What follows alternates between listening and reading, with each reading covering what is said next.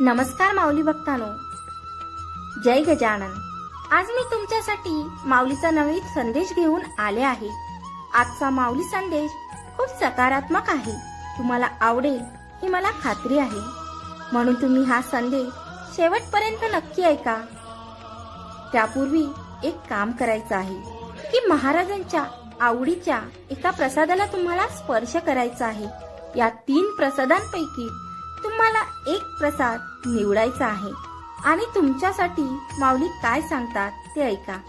त्यावर काम करायचं सुरुवात करा. म्हणजे काम की त्यावर तसं वागायला सुरुवात करा. ते विचार आपल्या जीवनामध्ये आणायला सुरुवात करा. 100% खात्रीशीर सांगते की आपले जीवन बदलल्याशिवाय राहणार नाही. चला मग जाणून घेऊया की ज्यांनी 1 नंबरचा महाराजाच्या आवडीचा प्रसाद निवडला आहे त्यांना माऊली काय संदेश सांगतात. माऊली अशा भक्तांना सांगू इच्छितात की तू फक्त चांगले कर्म करत राहा. तुझं चांगलं करायला आम्ही समर्थ आहो ना. तुझं चांगलं करायला आम्ही समर्थ आहो ना. तू फक्त चांगले विचार कर. स्वतःला सकारात्मक बनवायलाची. तू जे विचार करतो ते ब्रह्मांड तुम्हाला परत करतो आणि आम्ही तर ब्रह्मांड नायक आहेच. त्यामुळे तू जे काही विचार करतो ते आमच्याकडे पोहोचवताना फक्त थोडासा विचार कर. तू विचार कसे करत आहे यावर जरा विचार कर. कारण तू जर म्हणाला की माझे हे आयुष्य वाईट आहे तर तुझं आयुष्य तुला फक्त वाईटच दिसणार आहे. आणि याउलट तू जर म्हणाला की तुझं हे आयुष्य खूप सुंदर आहे तर तुला तुझं आयुष्य सुंदरच दिसणार आहे.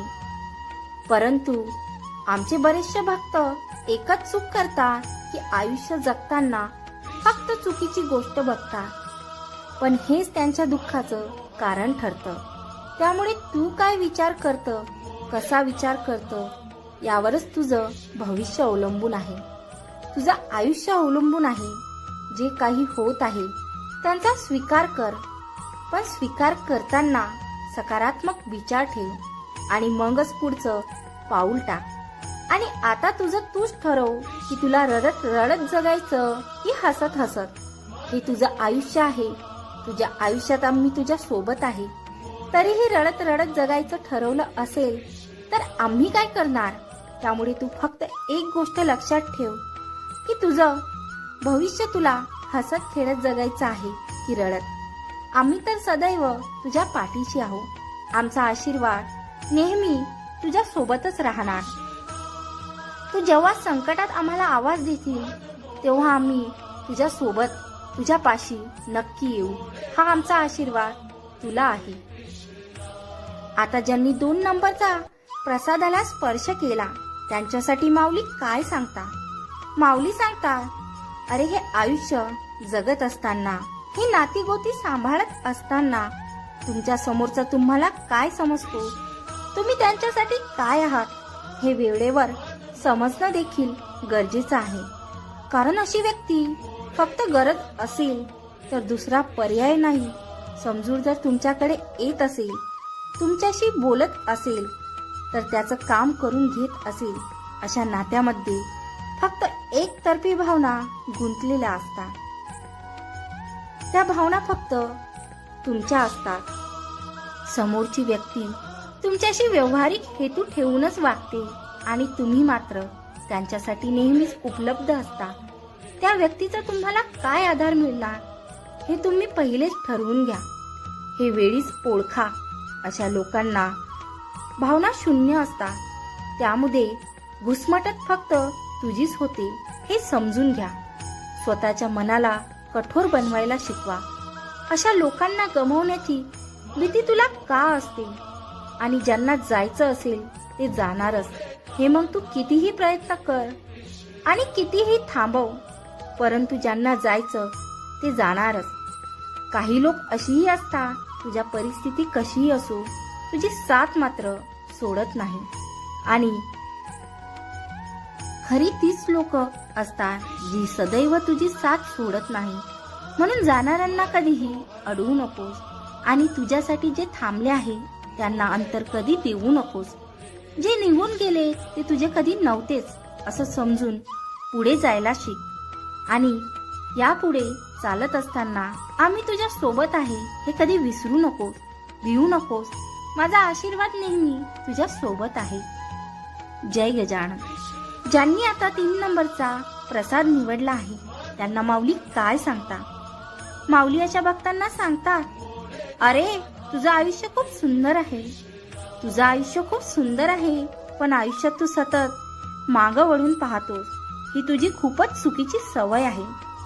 सतत मागे वळून पाहताना तुझ्या डोक्यात एकच विचार, याच्यामुळे माझ्या आयुष्यात ही दुर्दैवी घटना घडली किंवा ही वाईट वेळ आली, हा वाईट प्रसंग आला आणि असं याने करायला नव्हतं, त्यानं तसं करायला नव्हतं, मी असं वागायला नव्हतं, माझ्याकडून ही चूक झाली. जर तर च्या गोष्टीमध्ये तू इतका अडकून गेला की स्वतःला दुःख स्वतःच देत आहेस आणि तुझ्या दुःखाचं कारण तू स्वतःच ठरत आहे, हे मात्र तुझ्या लक्षात येत नाही आणि म्हणूनच भूतकाळ आठवून तू फक्त आणि फक्त नैराश्याचं आयुष्य जगत आहे. तुला असं वाटतं की माझ्या आयुष्यात चांगलं काहीही घडत नाही. अरे ज्या गोष्टी घडून गेल्या तुझे भूतकाळ बदलू शकत नाही, तो बदलण्याचा अट्टहास कशासाठी? असं झालं असतं, तसं झालं असतं, हे विचार कशासाठी? त्याने काहीही फरक पडणार नाही, त्याने काहीही बदलणार नाही. फक्त एकच गोष्ट होणार आहे, तुझा वेळ वाया जाणार आहे आणि तुला प्रचंड मनस्ताप होणार आहे. त्यामुळे ह्या गोष्टी स्वीकारायला शिक, त्यातले अनुभव घेऊन पुढे जायला शिक आणि वर्तमानाचा विचार करत वर्तमान जगायला शिक. वर्तमान तर तुझं चांगलाच होणार आहे, परंतु तुझं भविष्य देखील सोनेरी होणार आहे आणि तू फक्त या आयुष्यामध्ये नकारात्मक गोष्टी बघत राहिलास आणि नकारात्मक विचार करत राहिला तर हे आयुष्य तुला सुख कोठून देणार? याचा विचार फक्त तू कर. तुला सुखात ठेवायचं की तुला दुःखात ठेवायचं, हा सर्वस्वी तुझा प्रश्न आहे आणि त्या प्रश्नाचं उत्तरही तुझ्याकडेच आहे. कारण हे आयुष्य खूप सुंदर आहे. अरे 84 लक्ष योनीतून जन्म घेतल्यावर हा मानवी जन्म मिळाला आहे. त्याचं मोल आता जाण आणि वेळीच त्याची कदर कर आणि हे सुंदर आयुष्य जगायला शिक. कारण आयुष्याच्या चित्रपटाला कधीच वन्स मोर नाही, हे कायम लक्षात ठेव. आणि हे तुझं आयुष्य कसं जगायचं तूच ठरव. अरे तू घाबरतोस कशाला? येथील अडचणी, येथील संकटे, तरीही आम्ही आहो ना तुझ्यासोबत. तुला हा मानवी देह मिळाला तर तू आमचं नाम स्मरण कर. नक्कीच आम्ही कधी तुझा हात सोडणार नाही. प्रत्येक संकटामधून तारून नेण्याची शक्ती आमच्यामध्ये आहे. माऊली भक्तांनो, हा माऊली संदेश तुमच्यासाठी अशा पद्धतीने होता. तुम्हाला कसा वाटला हा माऊली संदेश कमेंट्स करून सांगा. आणि माऊलीवरती विश्वास असेल तर हो माऊली विश्वास आहे असे टाईप करा. आणि असेच नवनवीन संदेश ऐकण्यासाठी माझ्या भक्तिसागर या चॅनलला सबस्क्राईब करा. जय गजानन. गण गण गणात होते.